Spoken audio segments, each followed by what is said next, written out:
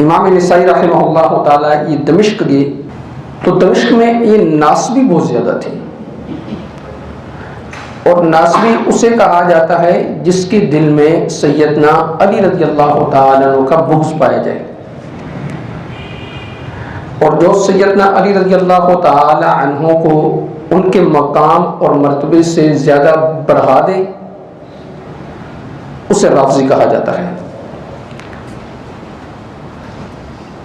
امام نسائی رحمہ اللہ تعالیٰ جب دمشق گئے تو وہاں پر ناسبیت بہت زیادہ تھی۔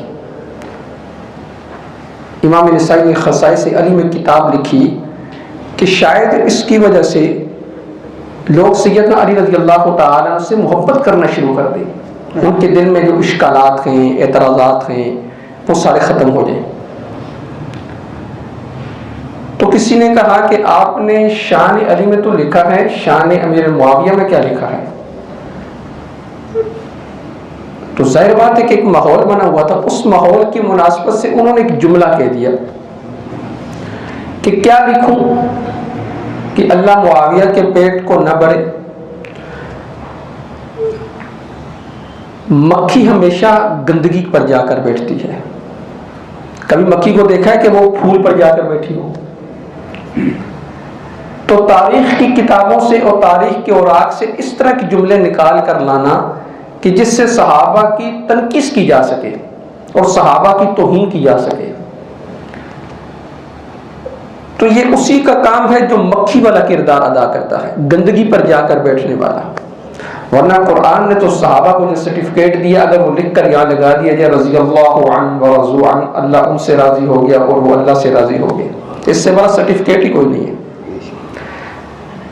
اگر آپ میں سے یا ہم میں سے کسی کو اللہ کہہ دے کہ میں اس سے راضی ہوں، تو میرے خیال میں ہم تو الٹی چھلانگیں لگانا شروع کر دیں گے۔ اللہ نے صحابہ کو دنیا کے اندر سرٹیفکیٹ دیا رضی اللہ عنہ ورضوا عنہ۔ تو سیدنا امیر معاویہ رضی اللہ تعالیٰ عنہ کے بارے میں امام نسائی کے اس جملے کو اور اس جملے کو پھر جا کر جوڑتے ہیں کہ ایک حدیث کے ساتھ کہ نبی اکرم صلی اللہ علیہ وسلم نے بھی سیدنا امیر معاویہ رضی اللہ تعالیٰ عنہ کے لیے یہی بات کہی تھی۔ امام نسائی رحمہ اللہ تعالیٰ کے اس قول کی کوئی سند دنیا کی کسی کتاب میں نہیں پائی جاتی، اگر پائی جاتی ہے آپ ہمیں نکال کے دے دیں تو پھر اس سند پر بات کی جائے گی۔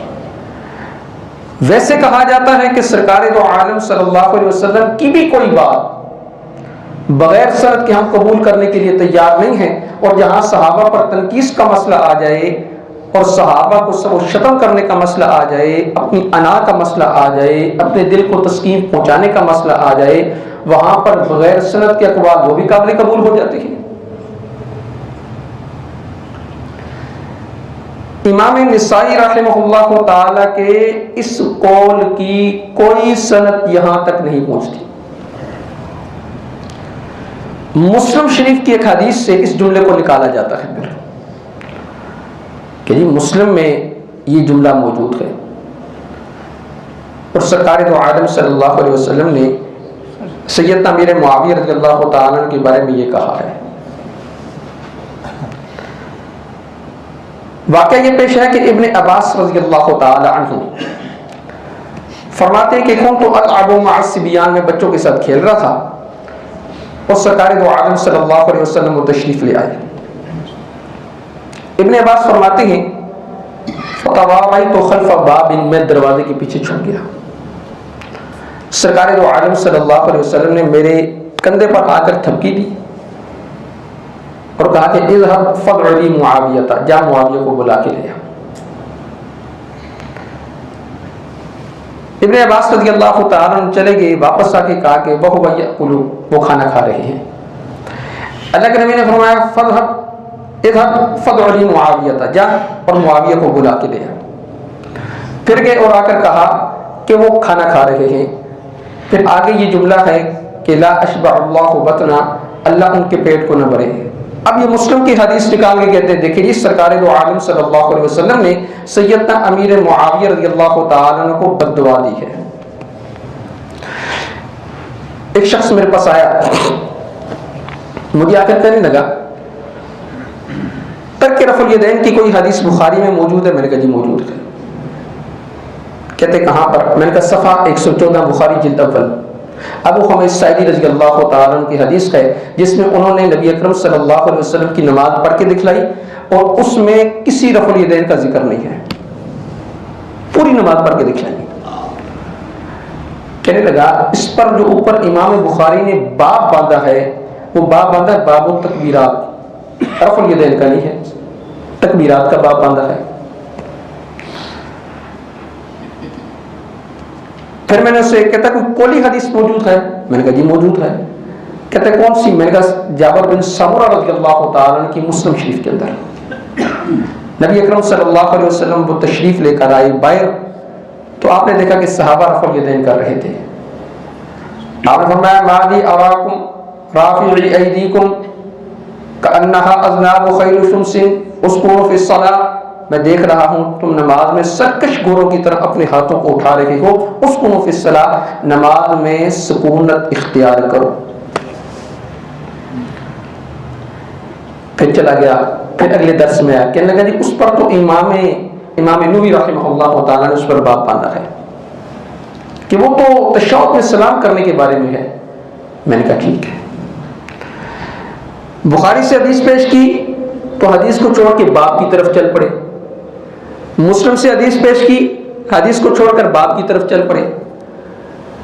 تو میری ایک جگہ گفتگو تھی کور اداکشن میں، تو ایک ساتھی نے طلاق ثلاثہ کے لیے 3 مولویوں کو بلا رکھا تھا، ڈاکٹر صاحب تھے، ایک بھائی پھیرو سے، ایک مرید کے سے اور ایک چھانگا منگا سے، یہ 3 مولوی حضرات آئے اور طلاق ثلاثہ پر گفتگو شروع ہوئی۔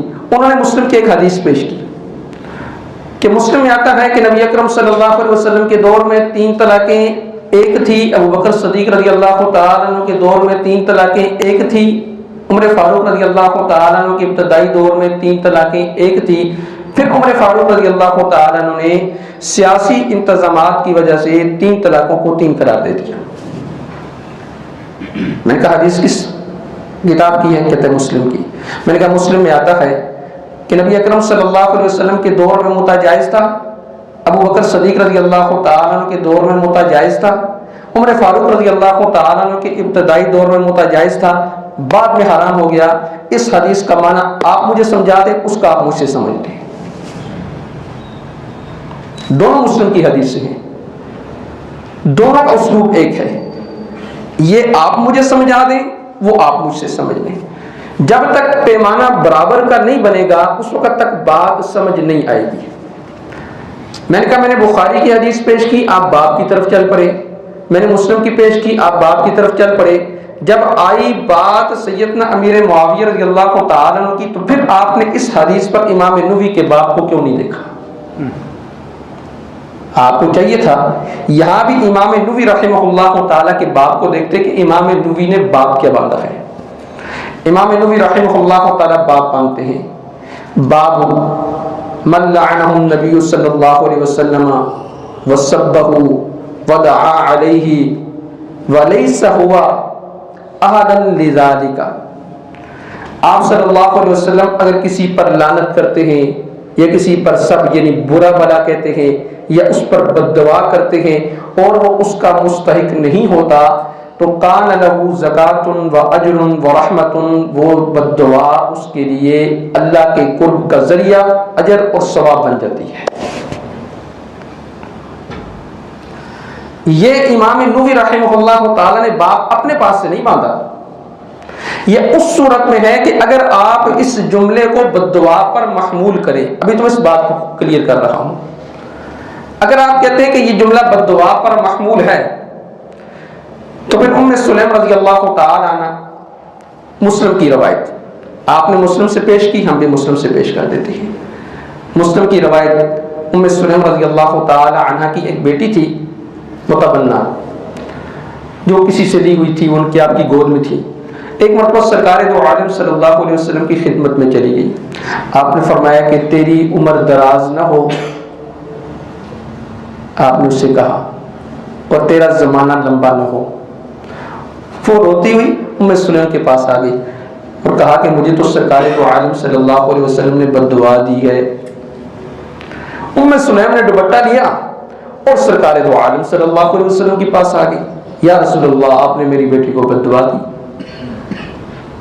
سرکار دو عالم صلی اللہ علیہ وسلم ہنس دیے، کہا سلیم میں نے اپنے اللہ سے عہد لیا ہوا ہے، اگر میں اپنے کسی امتی کے بارے میں کچھ برا بلا کہہ دوں اور وہ اس کا مستحق نہ ہو تو قیامت کے دن اس کو اپنی قربت کا اور اجر و ثواب کا باعث بنا دینا۔ پھر اسی حدیث کو ان الفاظ کے ساتھ سید ابو ہریرہ نے مسلم کے اندر ہی نقل کیا ہے، انما اللہم انما انا بشر، اللہ میں انسان ہوں، بعض دفعہ سببتہ لعنتہ، بعض دفعہ میں کسی کو سب کر جاتا ہوں، یعنی برا بلا کہہ دیتا ہوں یا لعنت کر دیتا ہوں یا اس کے لیے سزا تجویز کر دیتا ہوں۔ آپ نے فرمایا اللہ اس کو اس کے لیے کفارہ بنا دینا، اجر بنا دینا۔ یہ سرکار دو عالم صلی اللہ علیہ وسلم نے دعا کی ہے۔ اگر میں کسی کو کچھ کہہ دوں تو اس کے حق میں وہ کفارہ بھی بن جائے، اس کے حق میں وہ قرب کا ذریعہ بھی بن جائے۔ اب اگر اس جملے کو سیدنا امیر معاویہ رضی اللہ تعالیٰ عنہ کے بارے میں جو کہا گیا اگر بد دعا پر بھی محمول کرے تو اس اصول کے تحت اس حدیث کی وجہ سے وہ آپ کے حق میں کیا بنے گی؟ جی دعا بن جائے گی۔ یہ اس صورت میں ہے کہ جب حدیث بھی صحیح ہو، جملے کو بد دعا پر محمول بھی کیا جائے، پھر آپ کے حق میں کیا بنے گی؟ دعا۔ جب آپ کے حق میں دعا بن گئی تو پھر مجھے بتائیں کہ اعتراض کس بات کا ہے؟ یہ اس صورت میں جب حدیث صحیح ہو۔ لیکن اس حدیث میں ایک راوی ہے ابو حمزہ قصاب، اسی حدیث کو امام احمد نے بھی نقل کیا، اسی حدیث کو امام مسلم نے بھی نقل کیا، لیکن جب اس حدیث کو امام احمد نقل کرتے ہیں مسند احمد کے اندر، اس میں صرف یہ الفاظ ہیں کہ آپ جائیں اور جا کر معاویہ کو بلا کر لے کر آئیں، وَقَانَ كَاتِبُهُ، وہ آپ کے کاتب تھے۔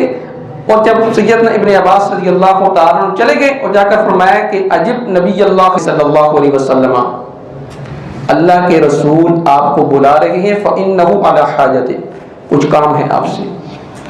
اور مسلم کے اندر الفاظ کیا ہیں کہ سیدنا ابن عباس رضی اللہ تعالیٰ عنہ گئے، واپس آ کر کہا کھانا کھا رہے تھے، پھر گئے، پھر جا کر آ کر کہا کھانا کھا رہے تھے، پھر اللہ کے نبی نے فرمایا لا اشبع اللہ بطنا۔ مسند میں احمد میں یہ الفاظ نہیں، لیکن مسلم کے اندر یہ الفاظ موجود ہیں۔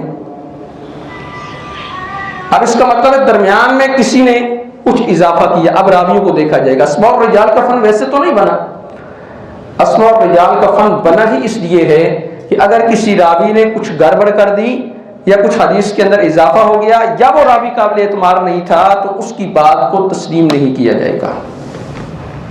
اسماء الرجال کا فن اس لیے بنا تھا۔ مسلم کے اندر الفاظ ہیں وہ گئے۔ ولید بن عقبہ کا واقعہ شاید میں نے آپ کو سنایا ہو، قبیلہ بنو مصطلق کی طرف سرکار دو عالم صلی اللہ علیہ وسلم نے ولید بن عقبہ کو بھیجا اور ان سے کہا کہ جائیں جا کر ان سے زکوٰۃ وصول کر کے لے آئیں۔ حارث رضی اللہ تعالیٰ عنہ انہوں نے دیکھا کہ سرکار دو عالم صلی اللہ علیہ وسلم کا قاصد نہیں آیا ابھی تک، تو انتظار کرتے رہے۔ وہ پھر باہر نکل آئے۔ ایک روایت میں یہ بھی آتا ہے کہ اپنی ہتھیار بھی ساتھ لے آئے۔ ولید بن عقبہ کی ان سے پرانی کچھ رنجش تھی، انہوں نے دیکھا یہ تو ہتھیاروں سمیت آ گئے ہیں، وہ ڈر گئے۔ انہوں نے کہا کہ یہ نہ ہو کہ مجھے وہ قتل کر دیں، تو انہوں نے واپس آ کر سرکار دو عالم صلی اللہ علیہ وسلم سے کہا کہ انہوں نے زکوٰۃ نہیں دی۔ آپ نے خالد بن ولید رضی اللہ تعالیٰ عنہ کی سربراہی میں لشکر روانہ کیا، ان سے جا کر زکوٰۃ وصول کریں، سزا بھی دیں۔ راستے میں حارث رضی اللہ تعالیٰ عنہ مل گئے تو کہا کہ آپ کہاں جا رہے ہیں؟ کہ اللہ کے نبی نے آپ کی طرف بھیجا ہے۔ کام کو ان کے قاصد کا انتظار کر کر کے خود اب اللہ کے نبی کے پاس جا رہے تھے کہ کیا وجہ ہے آپ کا قاصد ہمارے پاس ابھی تک نہیں آیا۔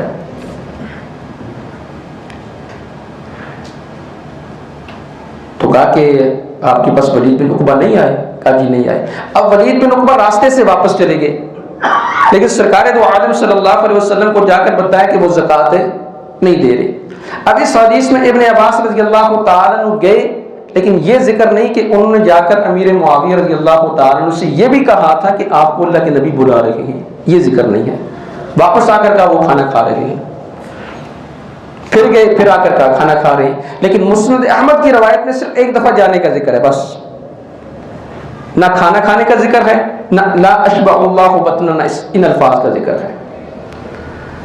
اب ہم نے دیکھا کہ یار راویوں میں تو کسی نے گڑبڑ نہیں کی، تو ہم نے محدثین کی اسماء اور رجال کی کتابوں کی جب چھان پھٹک کی تو ہمیں پتہ چلا اس کے اندر ایک راوی ابو حمزہ قصاب ہیں، جن کے بارے میں محدثین کہتے ہیں کہ ان کا اعتبار نہیں، یہ ضعیف راوی ہے.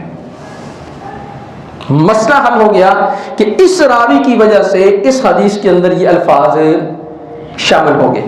ورنہ تاریخ کبیر میں امام بخاری رحمہ اللہ تعالی نے جو سیدنا امیر معاویہ رضی اللہ تعالی کے بارے میں بات ذکر کی ہے کہ کان معاویہ ردف النبی صلی اللہ علیہ وسلم، کہ معاویہ رضی اللہ تعالی عنہ وہ سرکار دو عالم صلی اللہ علیہ وسلم کے ساتھ سواری پر ایسے بیٹھ کے جا رہے تھے،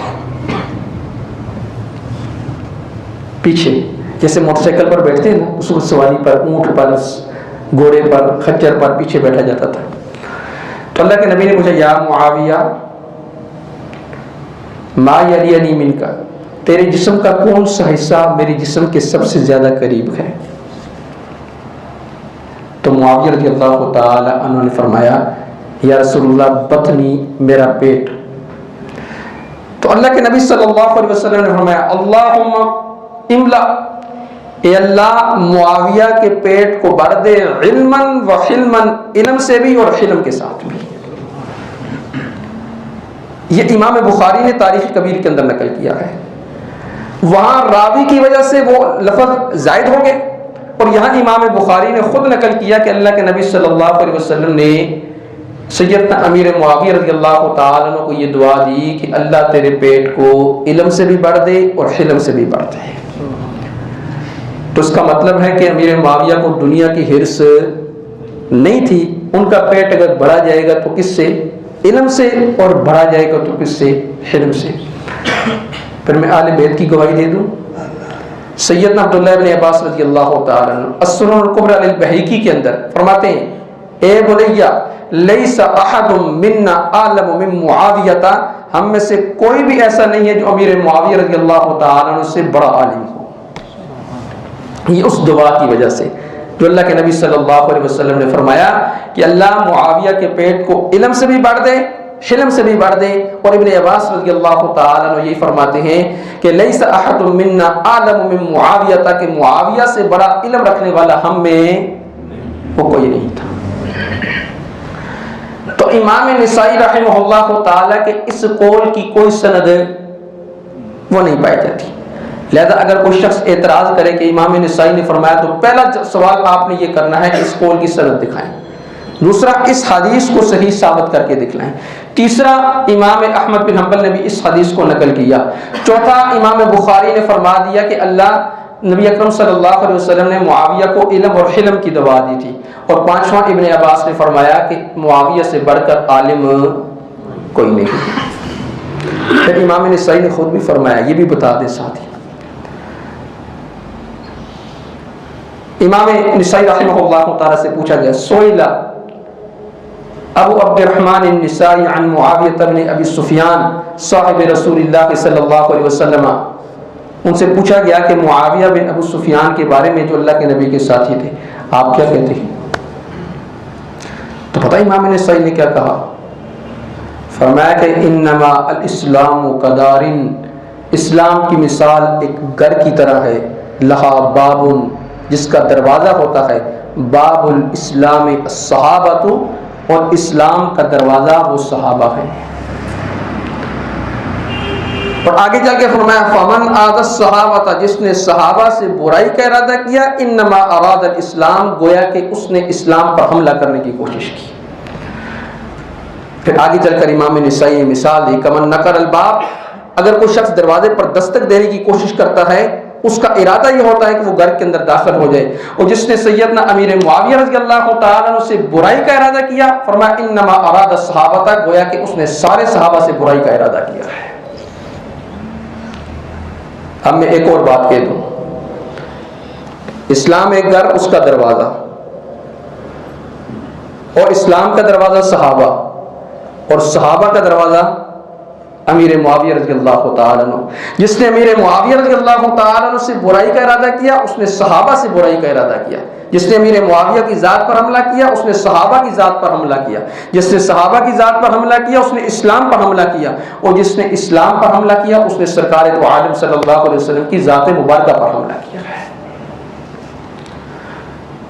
لیکن آج ہم یہ سمجھتے ہیں کہ چور کے نقب کو پہچانے کہ چور کہاں سے نقب لگانے کی کوشش کرتا ہے.